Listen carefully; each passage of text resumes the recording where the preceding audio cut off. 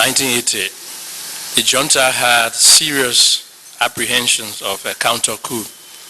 And there's so much up to now mystery surrounding this fellow. He was a soldier, his rank I may not know, Jebo. From your brief association with the government at the time, is there any clear explanation of who he was, what was his mission, or was he part of that apprehension of a counter-coup? No, I learned later on because it's my duty to learn to find out. We learned after the coup that there was another coup in the making, we're told. A coup by conservative elements of the Tuwi party, right-wing elements.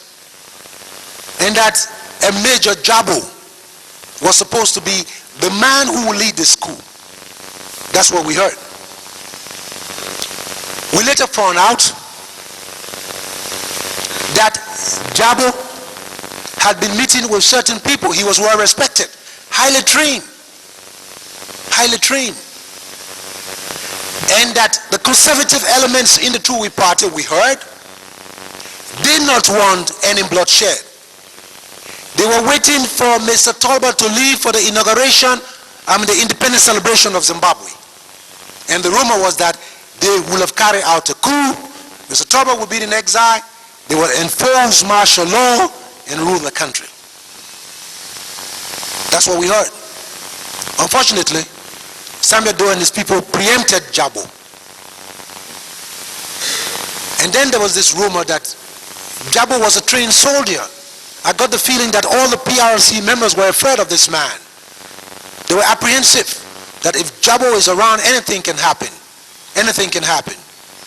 So nobody knew where Jebo was. He was in hiding. And we later heard that Jebo attempted to go across the Mana River Union into Sierra Leone. And the soldiers spotted him and shot him dead. And that's the last we heard of Jebo.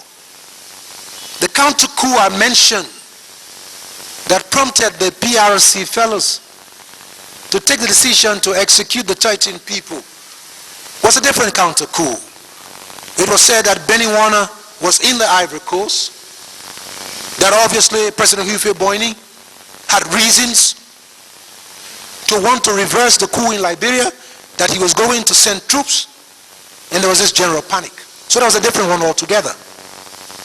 And I think, if I remember, there could have been an interview somewhere with Benny Warner. He didn't say where he was. But there was this fear that it was possible there would be a reversal.